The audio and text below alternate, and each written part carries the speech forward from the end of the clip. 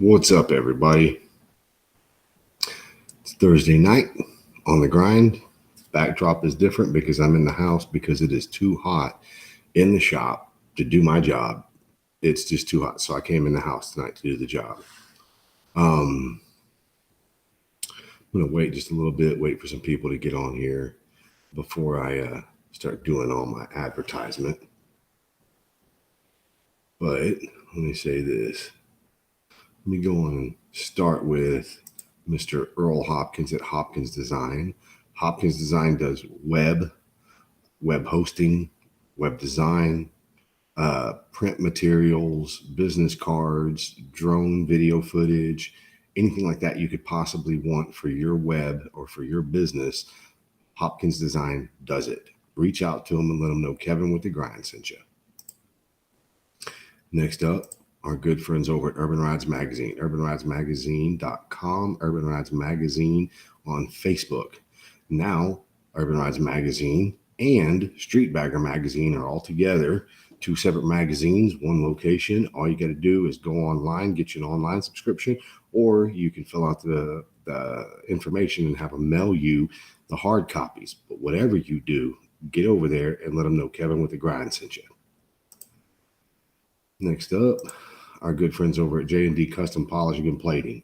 Anything from copper, nickel, chrome, silver, 24 karat gold, dent removal, straightening, polishing, stainless steel, aluminum, trim, anything you could possibly want, they do it. You got to get with them. If you want show quality polishing and plating, get with Gary Dubois at J&D Custom Polishing and Plating and let them know Kevin with the Grind sent you. Next up, our good friends over at StellarCustoms.com. Stellar Customs making Harley-Davidson full carbon fiber windshields. They are also doing t-shirts now. Reach out to them at StellarCustoms.com and let them know Kevin with the Grind sent you. Next up, our good friends over at Indiana and Illinois Thunder Roads Magazine on Facebook, Indiana, Illinois Thunder Roads Magazine, or you can reach out to Marsha Fitzpatrick or Selena Vargas and they can help you out. Get over to them, get you a copy. They're awesome magazines. I just got my new one in. It's upstairs though, but you got to get over to them and let them know Kevin with the Grind sent you. Next up, American Drag Seats, AmericanDragSeats.com. Full line of aftermarket Harley-Davidson replacement seats. Don't matter if you got Softails, bobbers, baggers. It doesn't matter. We have an aftermarket seat for all of your Harley-Davidsons out there. We also do custom upholstery work and we do custom airbags. So reach out at AmericanDragSeats.com or look us up on Facebook at American Drag Seats /Attitude Inc. Go to the page, hit us up. We'll be glad to take care of you. Next up, good friends over at HellSpeedShop.com. I'm always talking to you guys about their flannel shirts, but as you can see, they make great t-shirts too. I got 3 or 4 of their t-shirts as well. You got to check them out at hellspeedshop.com. Look for the Grind logo, save yourself a little bit of change, and get their merch. It's awesome stuff. hellspeedshop.com. Next up, Legacy Bike Works right here in Manville, Texas. Legacy Bike Works, audio, full builds, fabrication, fiberglass work, custom work. We do it all right here at Legacy Bike Works in Manville. Look us up on Facebook at Legacy Bike Works on Facebook or Legacy Bike Works on Instagram. Whatever you do, let them know I sent you. So what's happening, everybody? Here we are, another Thursday night on the grind. My phone's already blowing up with stuff. So tonight was going to be one of those shows where I just air out what I don't consider it to be dirty laundry. What I'm doing is I wanted to bring attention to some products. 2 weeks from tomorrow, Janice, that's right, going to be in Houston or Manville, Texas.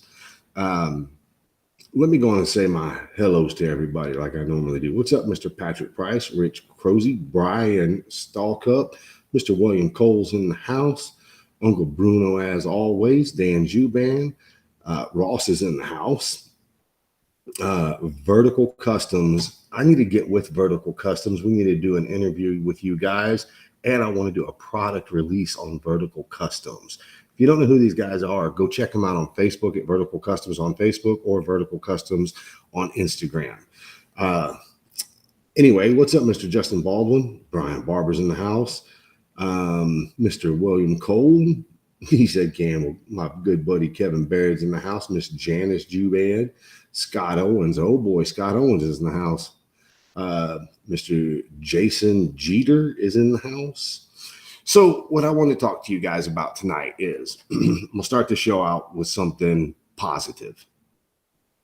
And then I'm going to go into something that could be considered negative, but it's not. So the first thing I want to say is I went to church tonight, and the pastor was speaking about basically having your own faith in God and, giving it to God. But he brought up one topic, and it's in Psalms, if I'm not mistaken, about if you try to do everything yourself, you're bound and determined to fail. Trusting in yourself and just yourself is very dangerous. You need to get good people around you that can help you and guide you and get you in the right direction. And sometimes, just sometimes, the people that you put around you aren't the people you need to be successful. Doesn't mean they don't like you, doesn't mean they don't support you. It just means you got to get those people together with you that 100% support what you're doing and are on your team to get you where you want to be. It's not easy. And a lot of times it's really, really hard. But as you know, growing up, I'm sure your family, mom and dad always taught you that anything worth having is worth working for. You got to work for it. You earn it. You'll appreciate it more. If it was just given to you, you're not going to appreciate it. So you can't get discouraged in your travels and things like that with, coming up with what you're wanting to do. Bike building is what the show is about. Bike building is what we're going to be talking about. I don't care who it is, from Jesse James to the Tuttles to anybody. The one common denominator most of your big bike builders have in common is they all started with their own bike, modifying their own bike, customizing their own bike. Then they would get a friend, do it for friends. But the part they're not telling you about is all of the struggles that they had. The growing pains, the life lessons, the business lessons, the trial and error with building and with fabricating and with doing everything that you're going to be doing or that you want to offer in your services. One thing that Devin and myself wanted to do with our little shop was try to set it up from day one where everything is by appointment only. And there's a lot of pushback in the industry saying, that's really an awesome way to do it, but you're never going to be able to pay your bills by doing it that way because you can't get in and get out fast enough. Because some of you mofos need Jesus. I agree. I agree. Everybody needs Jesus.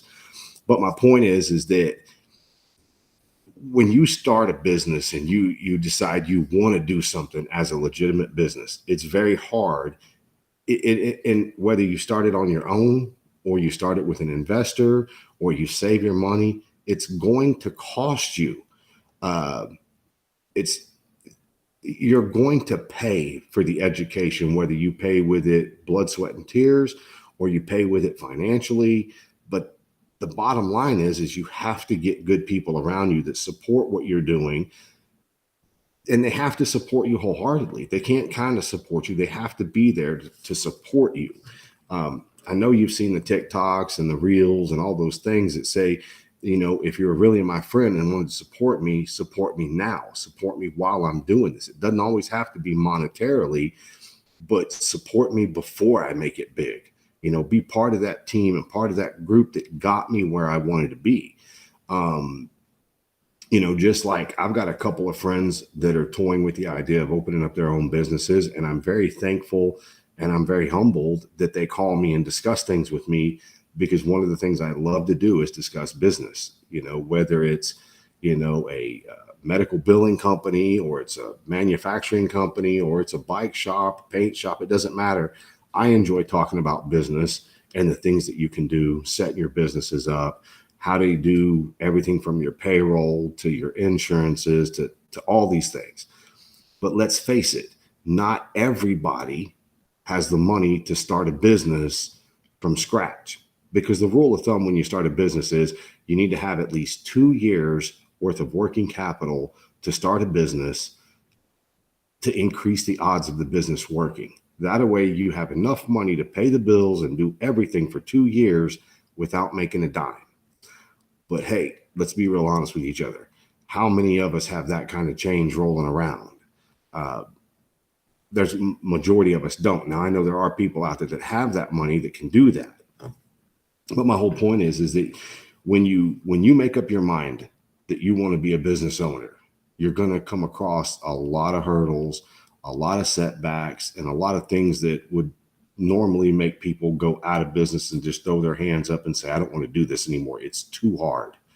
Well, that's where the cream rises to the top, because the people that really want to do a business, that really have the passion to do whatever it is business-wise that they're wanting to do, they're gonna find a way to get through it. They're gonna find a way to push through all of the negative and the bad, and the heartaches, the headaches, all those things. He's gonna hold sales classes for me. I can't read the comments right this second because I'm on task tonight. I want to stay on task.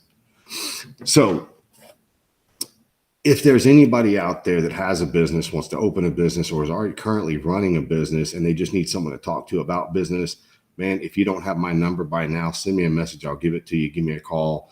We can bounce ideas off of each other. I will do everything in my power to help you succeed in your business. I can only put that out there and offer it to people. If they want to take it, they take it. If they don't, then they don't. But the next thing I want to talk about is one of the biggest debates and debacles in this motorcycle industry is the way that they're building the 30 and up baggers with what everybody calls the giraffe neck. Now, I've always said, and you can go back to some of my shows, you can do the research yourself. I'm not going to do it. I'm just going to tell you I said it. I know I've told it to a lot of people. A lot of people out here will agree with me. There's a way to build a big wheel bagger so that you don't have the giraffe neck. And it was brought to my attention this past week that there's a secondary way to build it.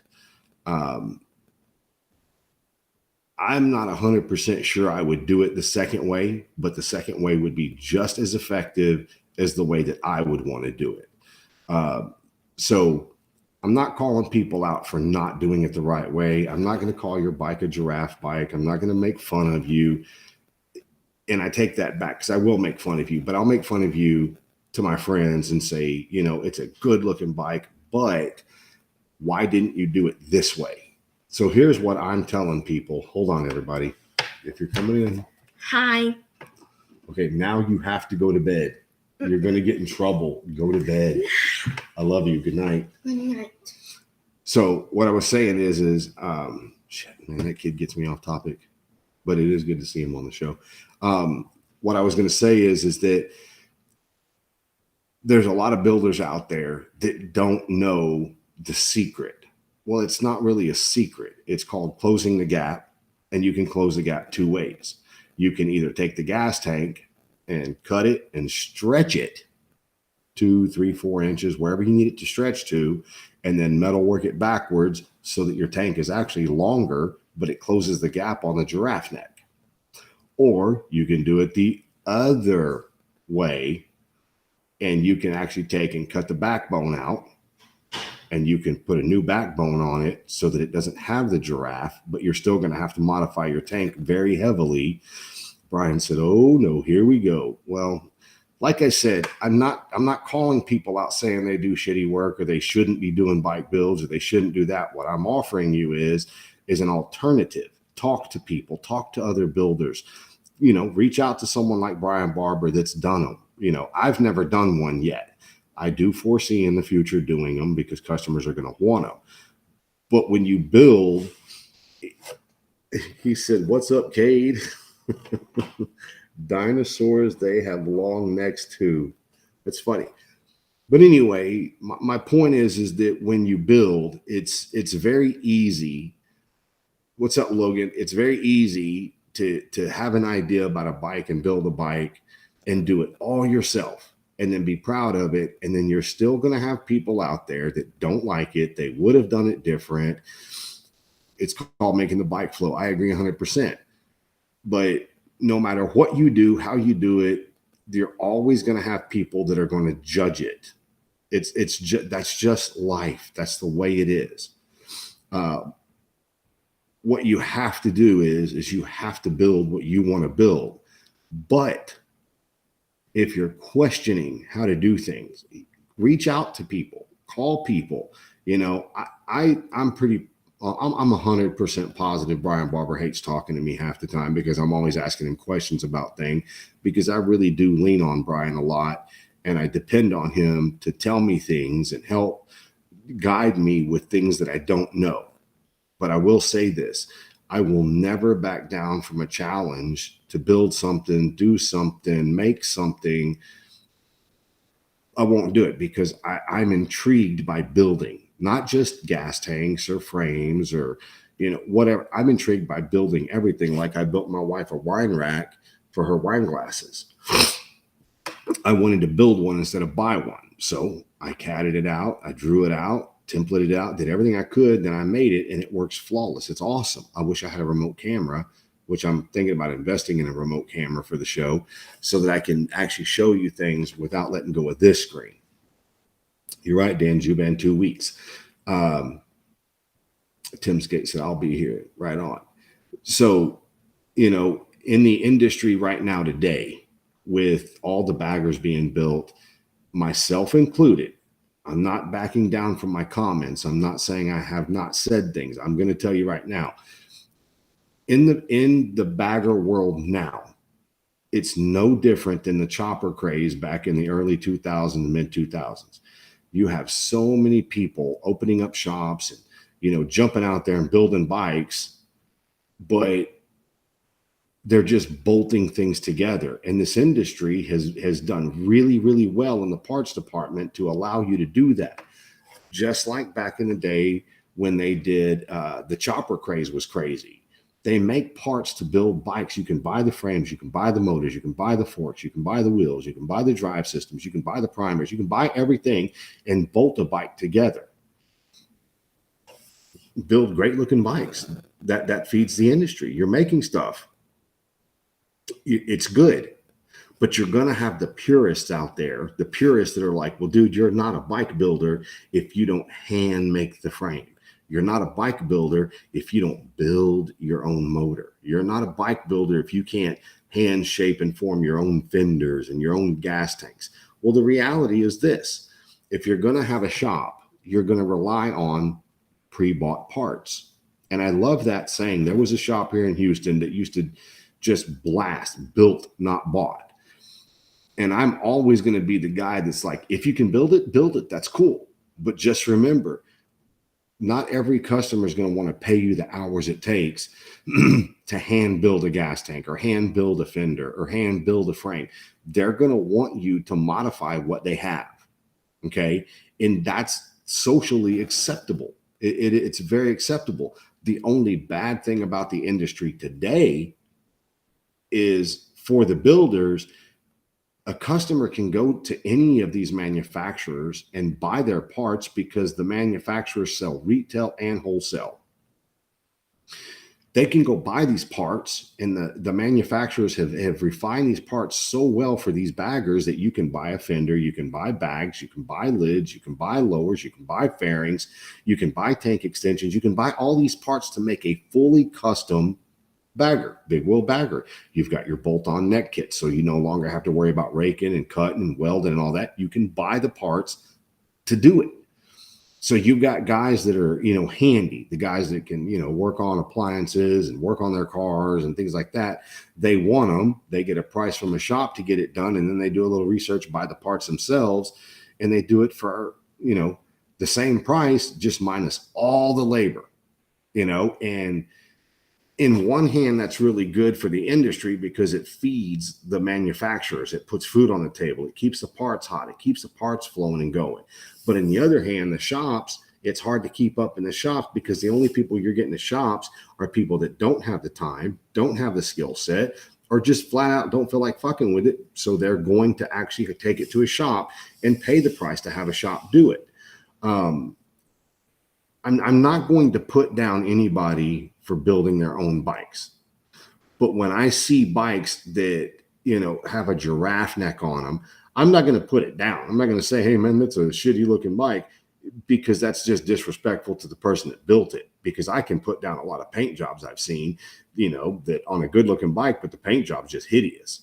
I'm not going to put them down because it's what they wanted. It's what they paid for. It's the way they want to do it.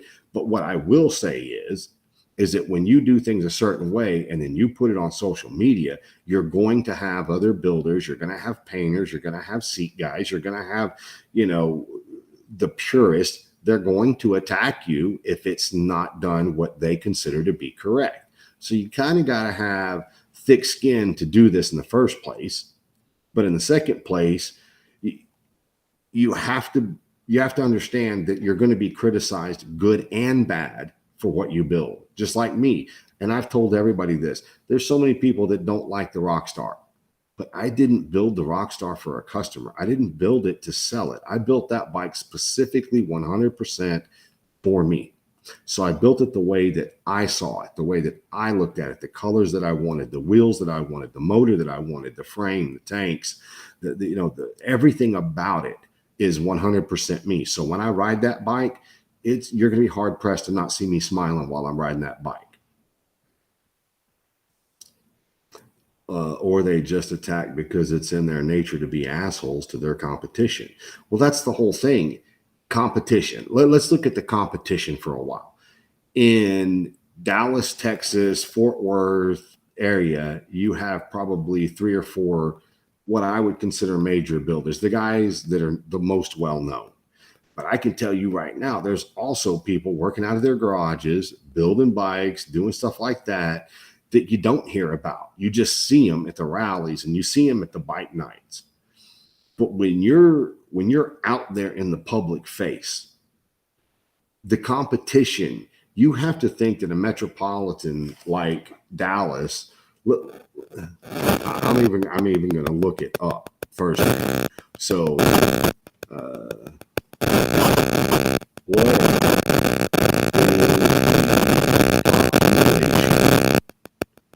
population of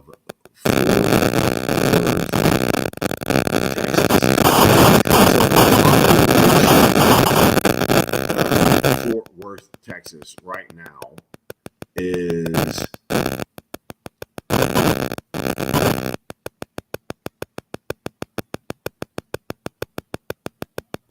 so just in Fort Worth is almost 1 million people. That's what it says. It says Fort Worth is the 5th largest city in the U.S. state of Texas, state of Texas, and 13th largest city in the United States of America. Fort Worth's population in 2023 is estimated to be 963,868 people. This city has a total area of 349 square miles, 904 square kilometers.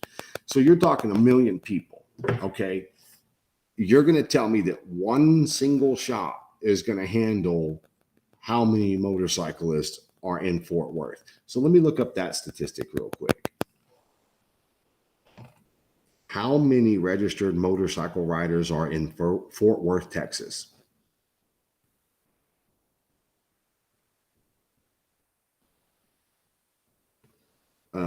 So it's not giving me Fort Worth.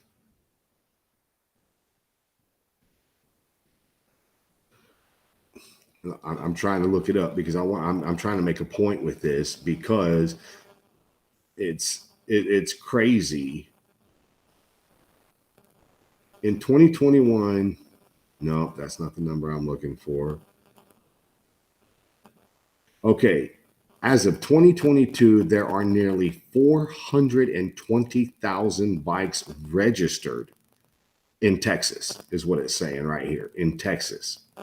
Okay. So that's almost 500,000 bikers in Texas.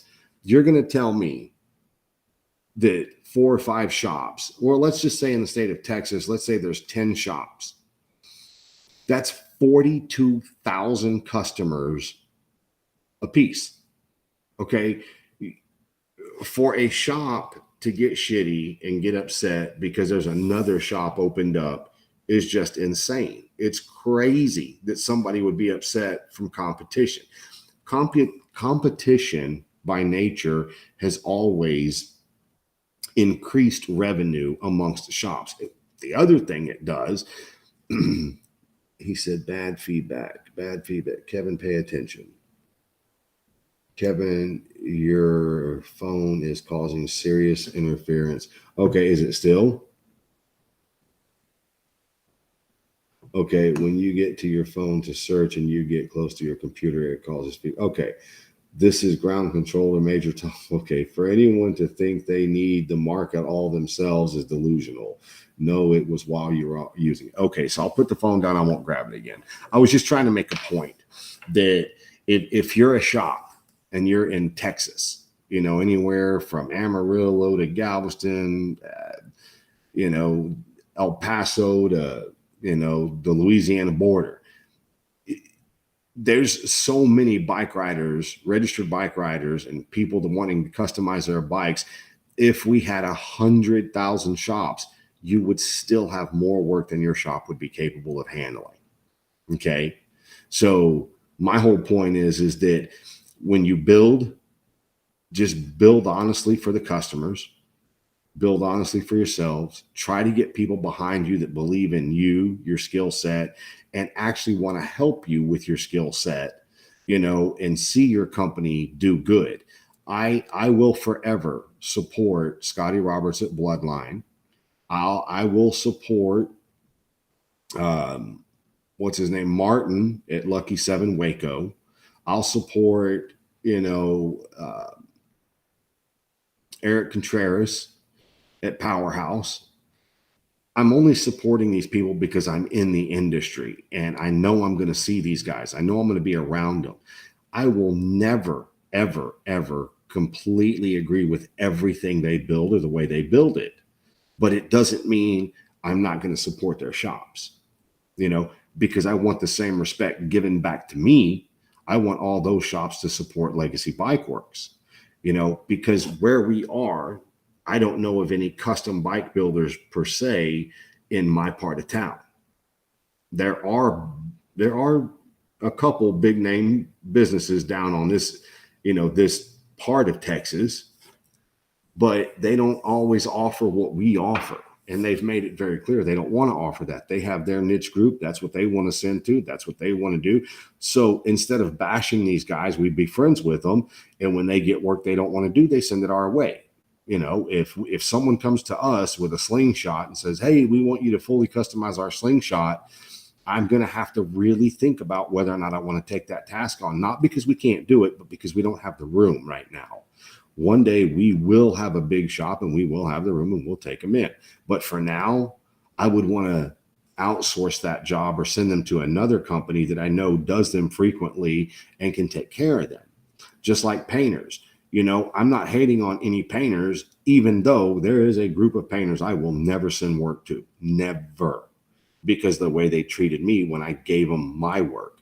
But I try to send paint work to everybody. If I get customers that call in Fort Worth, I send them to Brian. If I get people that, live in, the north side of Houston, I try to send them to Patrick at Bad Apple. If there's people down here south of me that want it, I try to send them over to the Paint Mafia. My whole point is that I try to get people to get work done closer to where they are and support all the shops, not just because of the grind, but because I think it's actually the right thing to do.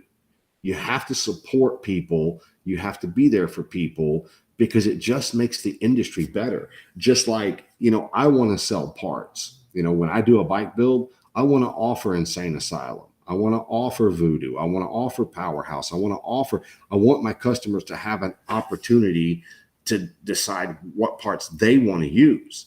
I don't want to be exclusive with one part. I want people to have options with stuff that they do. I fully 100% support all of these different shops and these different painters and people. I don't always agree with them. And I don't think that it would be fair if I sugarcoated and agreed with every single thing they did, because I'm not doing them a justice. If someone called me, like I'll use my friend Patrick as a good example. Patrick is extremely good at painting. He's also extremely good at airbrushing, but he is not good at line work and pinstriping and gold leafing. He's just not good at it. I've told him, he said, no, you want Insane Asylum. That's it. Logan Black, you damn straight I want Insane Asylum. That's why I'm running that shit all over my bike, because I know what I want. And that way I've got it and I can show the customers what we can do with Insane Asylum. Hell yeah, I agree with you 100%. But when I was talking to Patrick about his paint jobs, I'm like, dude, you're very, very good at what you do. But if you're going to really want to get into the custom bagger world, you're going to have to get good at other things.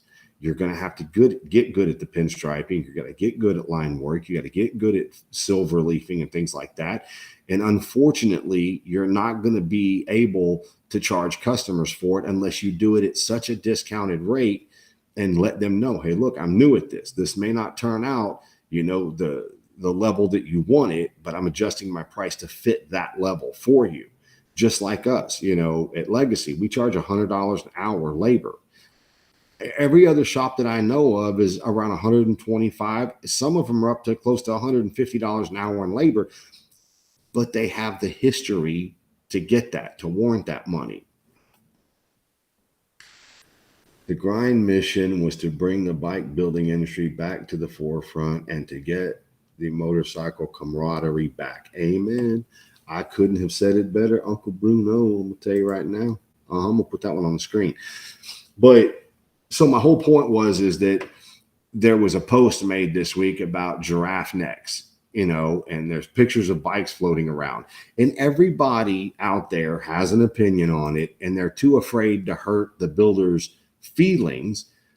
But here's the deal. If a builder builds a giraffe neck bike, there's two ways you can tell them it's not right. Let me tell you how I would approach it. So if I were to call Scotty Roberts and say, hey, Scotty, dude, that bike looked badass. I think you can do that neck better. I think you can hide that goosenecking, or what they call giraffing. I think you can hide it and make it look like a more flowing bike. At that point in time, Scotty has the right to get his feelings hurt, get pissed off at me and say I'm a piece of crap. But I preface that before I tell Scotty that is, hey, Scotty, I'm not putting you down. I'm not calling you out. I'm not saying you don't know what you're doing. I'm saying there's an alternative to the way that you're doing it that might benefit you better and might look better if you were to do it this way. And if you don't know how to do it that way, hey, guess what? I know 2 or 3, 4 people that know how to do it that I can hook you up with that are close to you. I would love to be able to go up there, but he's not close to me. He's like 3.5, 4 hours away from me. And I suppose if I had the time, I could get over there and I could help him, But my point is that it's relative, because the people that you tell this to, he said, yep, I said,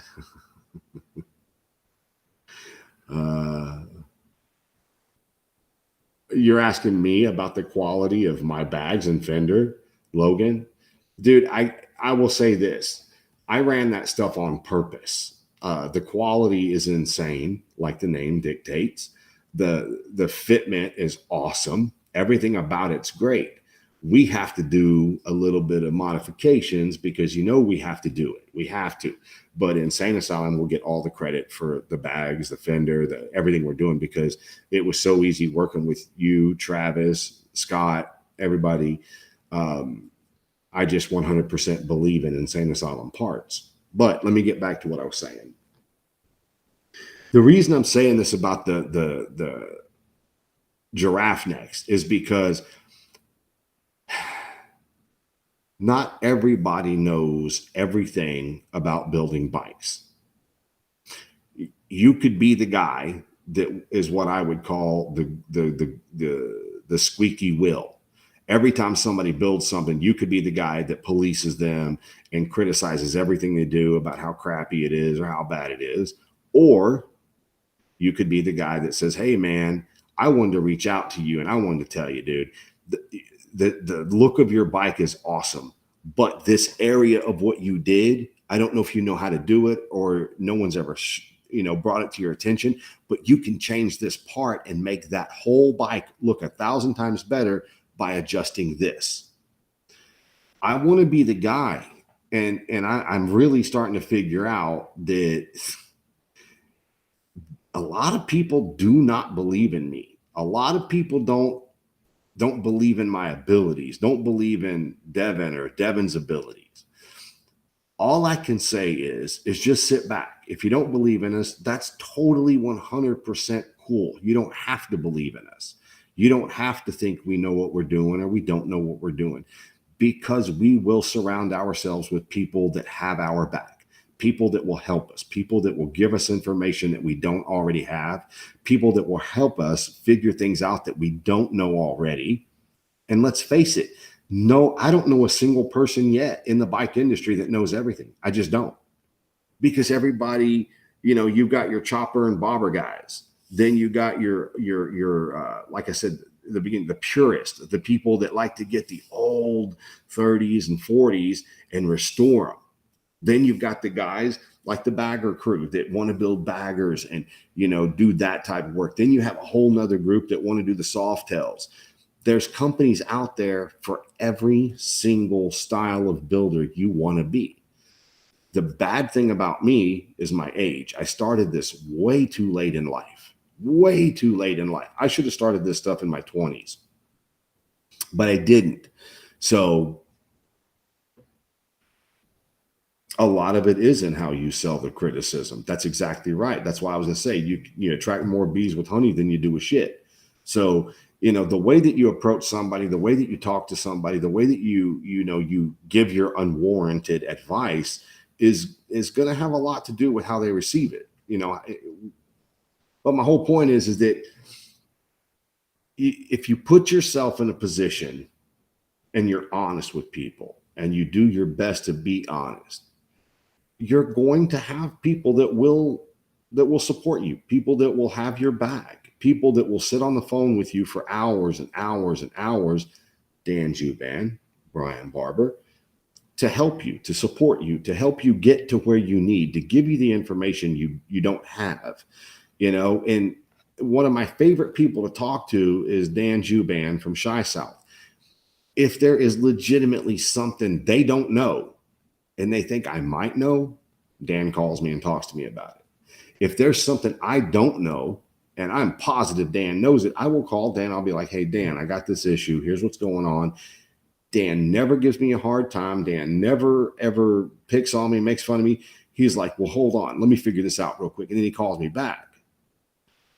But the flip side to Dan is Dan's busy. Dan owns a full-time shop, does it full-time, giving quotes, painting, building, doing everything he can. And sometimes I overwhelm him. And I think he's just too nice to tell me, hey, Kevin, I don't have time for you right now. I'm going to have to get back with you, because he never tells me no. So I've actually tried to reel myself back in a little bit to keep from bombarding him with questions or with information or business ideas or things that we're doing. And that's me being able to read, what's going on with him, because I know he's busy. And I'm always wanting to talk about bikes. I'm always wanting to talk about cool things you can do to them and parts you can make and things you can modify and paint jobs that I haven't seen. I mean, it's just the things I like. I mean, no offense, my actual favorite show to watch is Discovery Channel's How It's Made. I literally can waste an entire day watching how it's made. I don't care if it's CDs or it's basketballs. I don't care. I love learning how people make things. And I also like to know, how in the hell did you make that for that cheap? Because I know what shit costs. Don't let your criticism come from a heart filled with malice. Show that it comes from one that wants them to succeed. 100%, Andy. I get it 100%. The bad thing is that you have to swallow a lot of pride, and you got to put yourself in a position to be that way. And a lot of people can't do it. A lot of people just are like, no, I'm telling the truth. I'm going to tell you how it is, whether you like it or not. And that's just the asshole I am. Man, the truth of the matter is I know very, very few genuine assholes in this industry. I know a lot of people that like to pretend they're assholes, but the reality is I don't know very many people that are assholes in this industry. I know some people that are arrogant, people that are stuck on themselves that think their shit doesn't stink. But the way I look at it, man, if you give someone enough rope, ultimately they will hang themselves every time. Yeah, I see that. Hey, how about that pork belly? I don't even want to talk about that pork belly, dude. I'm so freaking hungry now, and I literally ate like an hour ago. Tim Skate, there is no help for you. No, he don't, nor does he care how many houses he's burnt down either. What the hell am I missing over here? I'm an asshole. Okay, here's the part of this, where he talks about me. Oh, Jesus. Also, when you tell someone one time about something and they don't listen to you, don't keep pushing it because they most likely want to change how they are doing things. That's true. Help me. No, he don't, nor does he care how many houses he's burnt down either with what he built. What are we talking about? Who cares? You think Elon Musk gives a shit about what people think, what he decides to build? Okay, so there's a bunch of stuff. He said, "Consider me the squeaky wheel." So okay, so we'll get back to the topic. The topic is giraffe neck bikes. So I've never actually liked the giraffe neck bikes. I think the bikes look great, but I think the fact that you have to giraffe neck a bike to put a 30-inch, 32-inch, 34-inch front wheel on a bike, it just throws the entire flow of that bike completely off. It looks like it's like almost like the front end of the bike is totally separate from the rest of the bike. Now, I'm not going to be an asshole and say, man, that looks like shit. You don't know what you're doing. You're an idiot. You should just stop. You should put the tools down and walk away. I'm not going to say that. What I am going to say, though, and I hope the builders are listening that do the giraffe neck bikes, make a phone call. Reach out to Curly. Reach out to Brian Barber. Reach out to Eric Contreras.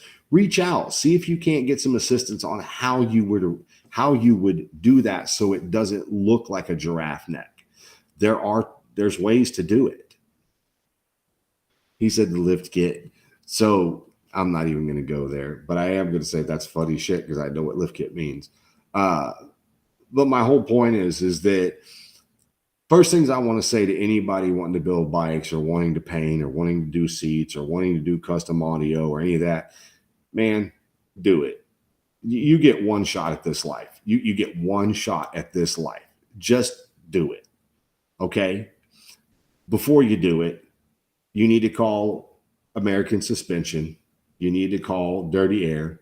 You need to call a painter. You need to call the body people, Insane Asylum. You need to call these people and say, hey, look, here's what I want to do. Do you have any advice? The people that truly want your business, they're going to take a minute and give you advice. You're going to ask for it. They're going to give it to you. Not a single company I just listed has ever treated me poorly or ever said they didn't have time for me. Not a single one of them. And I've talked to all of them and they've all had the time to talk to me. Scott Owens, I'll tell you right now, I've spent so much time on the phone with Scott Owens over the last 5 years that, I mean, I probably owe him thousands and thousands of dollars in missed labor because he sat on the phone with me just talking. I've sat on the phone with Brian Barber exponentially amount of time. It's just stupid amounts of time just talking about stuff. All I can tell you guys is if you get put into a position and someone's calling you because they're asking you a question, feel proud. Show some humility and be a little humble and help them because those people that are calling you look up to you. Those people appreciate you. They wouldn't be calling you if they didn't appreciate you and they didn't know or believe that you had the skill set that they were desiring, that they needed. You know, if I could get on the phone with Jesse James, I wouldn't even care to do an interview with the guy. I wouldn't care to do anything. I wouldn't treat him like a celebrity. I would just love to spend an afternoon with Jesse James in his shop, working metal, and just hanging out with the guy because I like who he is. And if you bring up this bullshit about his, you know, his married life and all that shit, that's not part of what I'm talking about. That's that man's personal life. What I'm discussing is I like the fact that Jesse has always said he's just a glorified welder. I like the fact that he has traveled all over the world to learn, to apprentice, to be a part of everybody from Faye Butler to, I don't even know the Indian man's name, where he learned how to forge, you know, but he's taken the time and God blessed him with the skill set to make the money he made so that he can travel to do those things where a lot of us can't. Thank God for YouTube. Thank God for the Sosas. Thank God for, you know, all the different metal shapers out there putting on classes, you know, for that. You know, there is no reason you can't learn to do something if you just have the ambition to do it, the gumption to get up and go do it. All I'm saying is that you got to take the criticism that people give you. Don't always take it like they're cutting you down. Don't always take it like they're slapping you. They don't believe in you, because there's some people out there that just don't know how to deliver information. They're just asses like that. But it doesn't mean they have a negative bone in their body. They're just telling you what they've gone through. You got to kind of take that stuff with a grain of salt. You got to be able to put yourself in a position and say, okay, well, at least this person reached out to me and said this. As far as the giraffe necks, man, I've seen Scotty Roberts do it. I've seen other builders do it, all these things. And I have always said, man, there is a better way to do that. And Brian Barber showed me a secondary way to do that. And I was like, man, you know, I didn't even think about that. That's pretty freaking cool. You know, it's an alternative. So there's multiple ways to skin that cat and make that right. It doesn't mean the way you did it was wrong. It just means, well, now that part of it's an eyesore. That part of it is very visible. And if that's what you're going for, that's what you're going for. But just to let you know, there are alternatives to doing it that way. Anyway, enough about that. I've said all that I want to say. Next thing I want to talk about real quick is Ricky Will. How many of you people actually follow Ricky Will and you guys watch him when he goes live? Because he goes live, and it's happened the last couple of Thursdays in a row.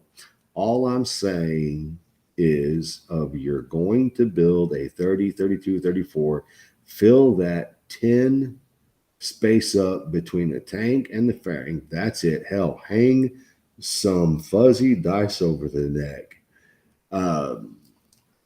Okay, well enough said.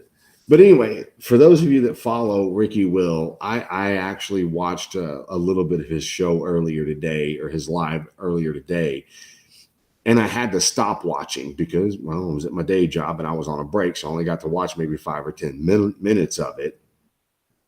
But I heard him discussing the tour packs and how, you know, Cody makes a couple of different tour packs. Scott Owens makes a couple of different tour packs.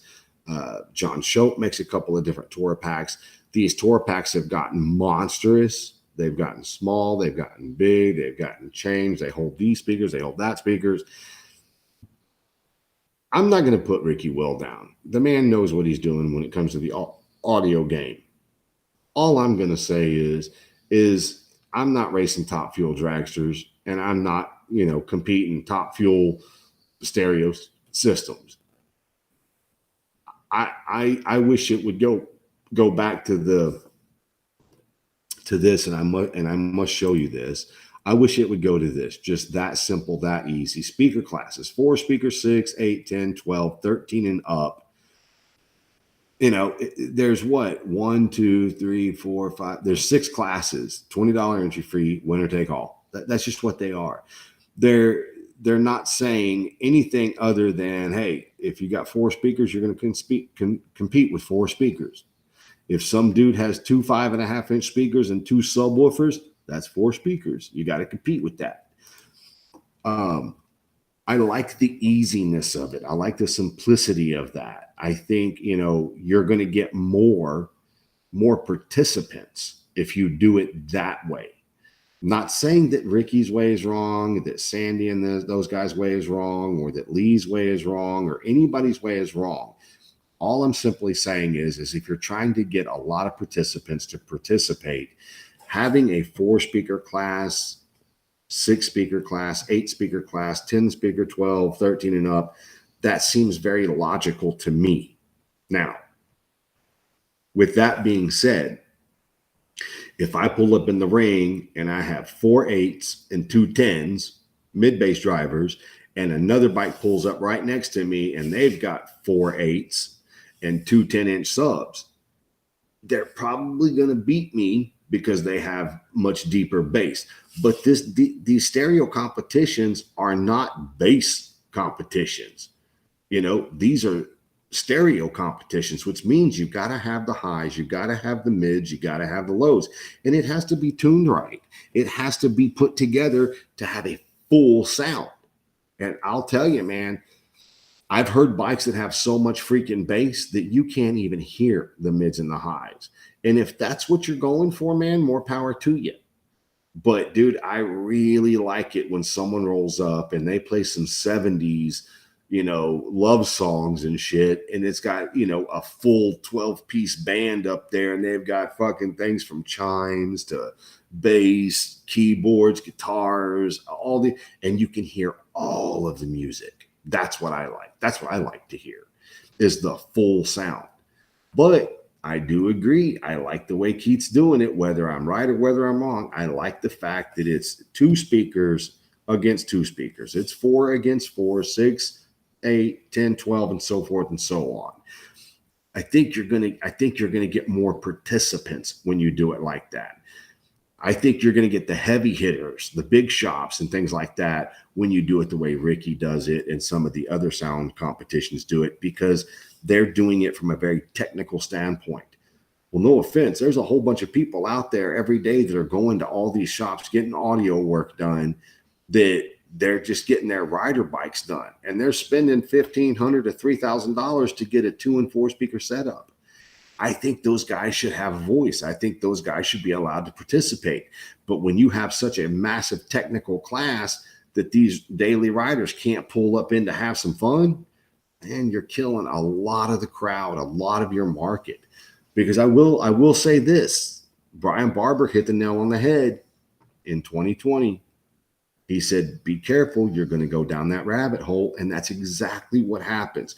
You take this everyday weekend guy, and he comes in and gets a 4-speaker upgrade. You do the 2 5.5s, change into 6.5s. You cut the lids, you put in the 6x9 enclosures in the lids, and you put a nice amp on it, you tune it up, and he goes down the road. He spent $2,500 or so, and he's happy as shit.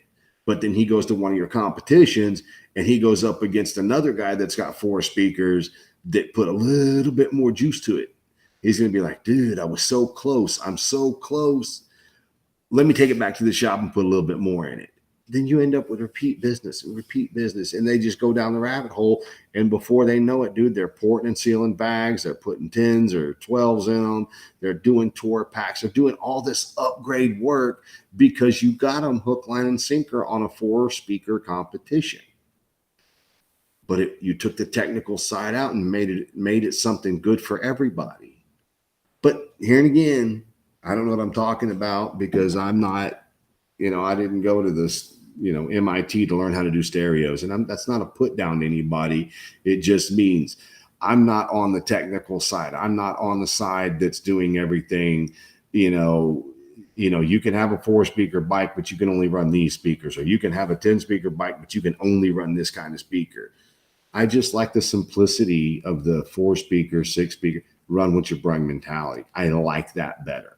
I think that's going to open it up to more people coming to your shows and putting dollars into their bikes. I think that will work better. Again, my opinion. I'm not putting down any of the other competitions. I just personally believe that Keith's system would work better for everybody. But that's just me. Is it me with all the sound shows going on? There are mostly the same bike winners with the same audio shows that they enter in. If you win in one of those shows, you should be able to win in different sponsored shows too. Yeah, it's a very true thing. And you will see that. You're going to have a group of Texas shows, and you're going to predominantly see the same bikes at those shows. That's what you're going to see. But you're also talking about customers that have 20, 30, $40,000 stereo systems, when you completely excluded that guy with the Street Glide that he just bought and he just upgraded to a 4-speaker system. You just totally kicked him in the nuts. He wouldn't even attempt to be in a stereo show. But I feel like if you did it the way Keith set his up, or at least the way he's claiming to set it up, hey, we're having a 4-speaker, and we're going to do this shit King of the Hill. You run 2 bikes up, it's 4 speakers against 4 speaker. They get 1 song apiece, blah, blah, blah. They judge. The winner stays in, the loser goes out. Bing, bing, bing, bing. You're done. I like that. That's my opinion. That's what I like. But, it is what it is.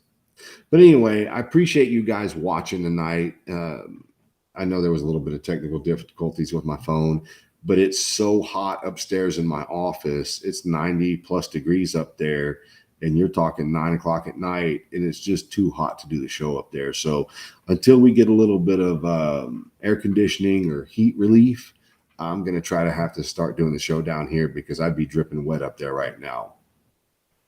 But anyway, I appreciate you guys watching, and whatever you do, push the share buttons, let people know that we are on YouTube. Let them know the Grind Biker Build Off on YouTube, Grind Biker Build Off on Facebook. You can go to the American Drag Seats Facebook page and watch it. We're here every Thursday night, 9 o'clock. Spread the word, let them know, and we will see you guys next Thursday night. And in 2 weeks, we might have a special guest on the show. Anyway, I appreciate you guys. Thank you, and have a